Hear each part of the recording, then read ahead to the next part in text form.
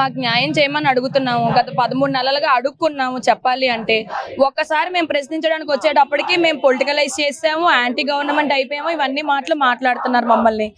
మేము చెప్తుంది ఏంటంటే మేము ఏ పొలిటికలైజ్ కానీ పలానా పార్టీ గురించి కానీ మేము కూడా ఏమీ మాట్లాడలేదండి.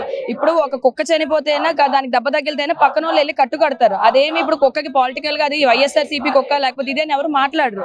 ఒక జరిగిన విషయానికి మనం వెళ్ళి స్పందిస్తున్నాం. అలాగే ఇప్పుడు ఏ దానికైనా మానవతా దృక్పథంతో స్పందిస్తారు తప్ప మేము వెళ్ళి ఎవరినో కలిసేమో వాళ్ళు వచ్చి మాట్లాడారు అంటున్నారు. అసలు అది అనేది అసలు చాలా ఫూలిష్ థింగ్ అండి. మాకు జరిగిన అన్యాయానికి ప్రతి ఒక్కరు వచ్చి ఇప్పుడు సంఘీభావం తెలుపుతున్నారు. దానికి మేము రావద్దు, మీరు చెయ్యొద్దు అని మేము ఎవరికి చెప్పలేము. చెప్పిన దాన్ని పొలిటికలైజ్ చేసాము అనడం అనేది అసలు కరెక్ట్ కాదు. ఇంకొకటి ఆయన నిన్న కూడా మాట్లాడారు. చాలా ఏంటంటే చాలా వ్యంగ్యంగా అనిపించింది. మీరు చూసినట్టయితే చాలా మందికి ఎంత వ్యంగ్యత పనికిరాదండి. 1500 మంది జీవితాలు రానున్న తరాల్లో కూడా దీంట్లో ఉంటది. ఇప్పుడు మా వల్ల ఇక్కడ ఇంతమంది మేము ఇబ్బంది పడుతుంటే 448 మందిని మేము ఇతర రాష్ట్రాలకు పంపించాం.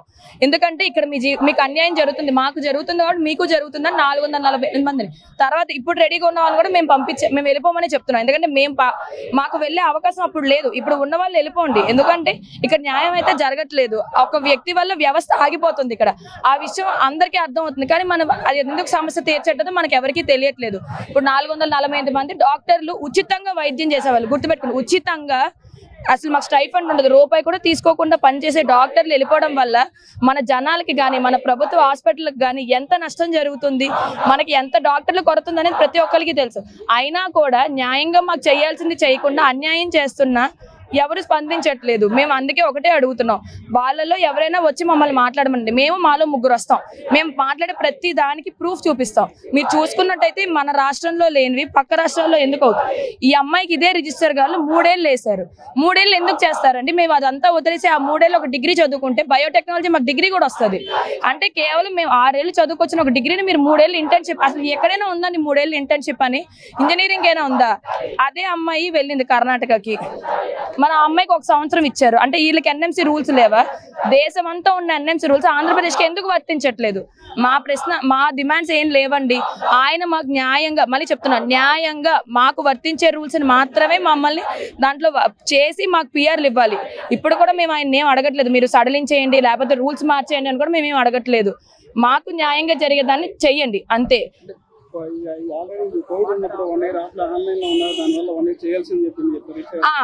థ్యాంక్స్ అండి. ఈ క్వశ్చన్ మీరు బాగా మెన్షన్ చేశారు. నేను ఈ పాయింట్ అవునవును ఆయన కూడా చెప్పారు. నేను ఈ పాయింట్ మర్చిపోయాను. యాక్చువల్లీ ఏంటంటే ఇప్పుడు కోవిడ్ లో మా చదివాము సంవత్సరాలు అన్నారని, నాది 4 నెలలు ఆన్లైన్ అండి. అంటే కేవలం ఒక వ్యక్తి 4 నెలలు ఆన్లైన్ చేసినందుకు నువ్వు సంవత్సరం మీరు ఇక్కడ ఫ్రీగా సేవ చేయించుకుంటారు. ఓకే, మరి ఇక్కడ కూడా ఆన్లైన్ చదివారండి. మరి ఇక్కడ ఎంతమందికి 2 years వేసారో నాకు ఒకసారి చెప్పండి. సరే అది ఓకే, పోనీ మా డాక్టర్స్ వదిలేండి, గవర్నమెంట్ ఆఫీసులు కానీ కోర్టులు కానీ ఆన్లైన్లో జరగలేదా?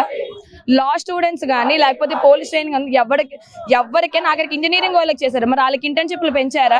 లేకపోతే ఇక్కడ చదివిన డాక్టర్లకి ఎవరికి 2 ఏళ్ళు 3 ఏళ్ళు వేసారో మాకు చూపించండి. ఇప్పటి వరకు ఏ రూలు లేదు. ఇప్పుడు కోవిడ్ పాండమిక్ అనేది ఓన్లీ ఫారెన్ మెడికల్ గ్రాడ్యుయేట్స్ కోసం వచ్చింది అంటే మీరు వివక్ష చూపించవచ్చు. ఇది ప్రపంచం అంతా జరిగిన కోవిడ్ పాండమిక్ ని అసలు ప్రపంచవ్యాప్తంగా నష్టపోయిన దాన్ని తీసుకొచ్చి మాకు ఇంకా నష్టం కలిగించడం ఏంటండి? మాకు అర్థం కాదు. మేమే అప్పుడు మాలో చాలా మంది తల్లిదండ్రులను కూడా కోల్పోయారు అప్పుడు కోవిడ్ లో. దానికి మేము ఇప్పటికీ బాధపడుతున్నాం. దాన్ని ఇంకా మా మీద రుద్ది ఇక్కడ చదివిన వాళ్ళు చదువుకోలేదు, ఆన్లైన్ క్లాసులు వీళ్ళకి జరగలేదా? వీళ్ళంతా ఖచ్చితంగా ప్రతి ఒక్క రోజు ఆఫ్లైన్ లో చదువుకున్నారు. ఆన్లైన్ అనేది ప్రతి ఒక్కరికి జరిగింది. అది ఇంజనీరింగ్ అవ్వనివ్వండి, లా స్టూడెంట్స్ అవ్వనివ్వండి, ఆఖరికి ఆర్ట్స్ సైన్స్ ఏ స్టూడెంట్ కైనా జరిగింది. మరి అలాంటప్పుడు కేవలం ఆంధ్రప్రదేశ్ FMGలకు మాత్రమే వివక్ష ఎందుకు వస్తుంది? దాని గురించి మాట్లాడమనండి. ఇక్కడ జరిగిన వాళ్ళకి లేదు కదా, ఎవరికి ఇక్కడ జరిగిన వాళ్ళకి 2 ఏళ్ళు వేసారో మాకు చెప్పమనండి, మేము కూడా చేస్తాం. అప్పుడు కాలుకి ఏముందండి, ప్రశ్నించాం కాబట్టి గొంతు తొక్కేస్తున్నారు. కుదరలేక ఆ రోజు నా కాలు తొక్కారు అంతే. కడుపులో తన్నారు, మమ్మల్ని అత్యంత కిరాతకంగా ఈడ్చుకొని కూడా వెళ్ళారు. మీరు చూసిన ప్రతి విజువల్స్ లో కూడా ఉంటాయి. ఆ రోజు కూడా మేము ఏమీ చెప్పలేదండి. 1 రోప్ ఆలే పెట్టుకున్నారు పోలీసులు. మేము అడిగింది ఏంటి, మేము అందరూ రోప్ యువతలు ఉంటాం, మేము ఒక్క అడుగు అట్టేసినా మీరు ఏ లీగల్ యాక్షన్ అని తీసుకోండి, విత్ ఫుల్ బెటాలియన్ రిజిస్టర్ మధ్యలో పెట్టుకోండి, గేట్ వేసుకోండి, పెద్ద ఐరన్ గేట్ ఉంటుంది కదా మీకు, అది వేసుకొని రిజిస్టర్ గారు అవతల నిలబడమండి. ఎందుకంటే చైర్మన్ సార్ గారు మాకు చాలా సానుకూలంగా ఉన్నారండి. ఆయన మాకు సారీ ప్రెస్ నోట్ ఇప్పుడు లేదు కానీ ఆయన ప్రెస్ నోట్ ఎన్ఎంసీ కూడా రిలీజ్ చేశారు. మరి అంతా ఆయన చెప్పినా కూడా ఆయన కూడా నిన్న మీరు ప్రెస్ మీట్ లో చూస్తుంటే ఒక వ్యక్తి వల్ల ఆగిపోయింది అన్నారు.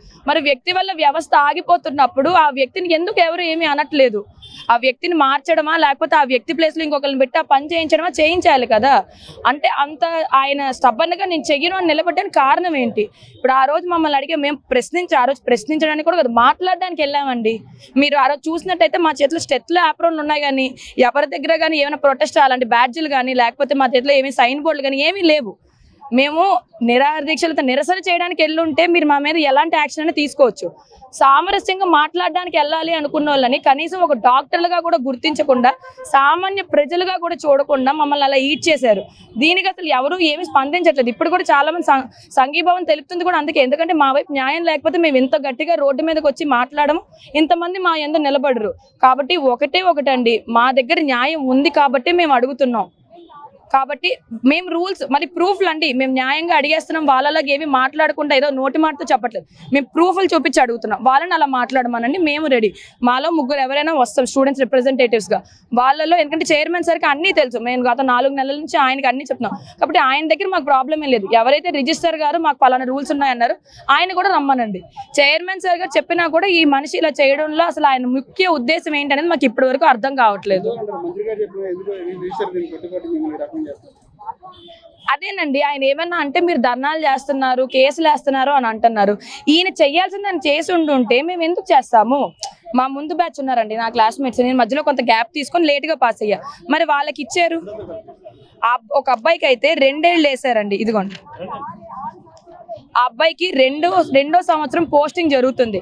ఇది డిఎంఈ వాళ్ళు వేసారు. 2వ సంవత్సరం పోస్టింగ్ జరుగుతుండగా మరి మీరు ఎలా ఇచ్చారు పర్మనెంట్ రిజిస్ట్రేషన్? ఇది తప్పు కాదా? ఇది 2వ సంవత్సరం ఆ అబ్బాయి ఇదే రంగరాయ్ మెడికల్ కాలేజ్లో నేను చేసి వచ్చాను. మరి ఆ అబ్బాయికి ఎందుకు ఇచ్చారు?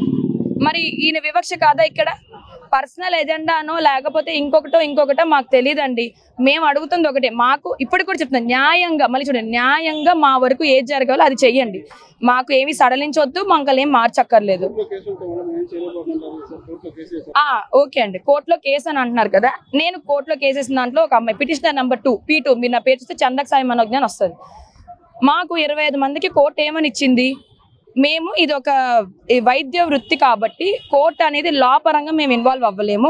ఫర్దర్గా వచ్చిన మెడికల్ కౌన్సిల్ మెంబర్స్ ఏదైతే అనుకొని డిసైడ్ అయ్యి చేస్తారో దానికి మేము ఒప్పుకుంటున్నాము, అదే వీళ్ళకి వర్తిస్తుంది అని ఇచ్చారు. మరి కౌన్సిల్ మెంబర్స్ వచ్చారు, 4 నెలలు అయిపోయింది. వీళ్ళందరూ ఒక నోటీస్ కూడా మనకి రిలీజ్ చేశారు. మాకు ఆ నోటీస్ కూడా ఉంది. ఇప్పుడు వాళ్ళు రిలీజ్ చేసిన ఆ నోటీస్ ప్రకారం కూడా మాకు ఇచ్చినా మాకు అన్నీ వచ్చేస్తాయి. మరి ఆ నోటీసులు అన్నీ వచ్చినప్పుడు మరి ఎందుకు? కోర్టే చెప్పింది కదా, మిగతా వీళ్ళందరూ నాకు 25 మందికి మాకు చెప్పింది.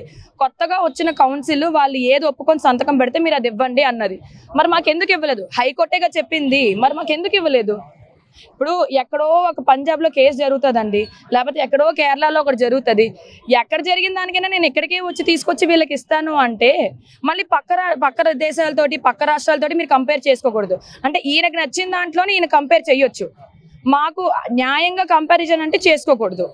ఇది ఎక్కడ న్యాయం అండి? మీరు చేస్తే అందరికీ కంపేర్ చేయండి, లేకపోతే ఆ కేసులు వదిలేసి ఇక్కడ మాకు న్యాయం చేయండి.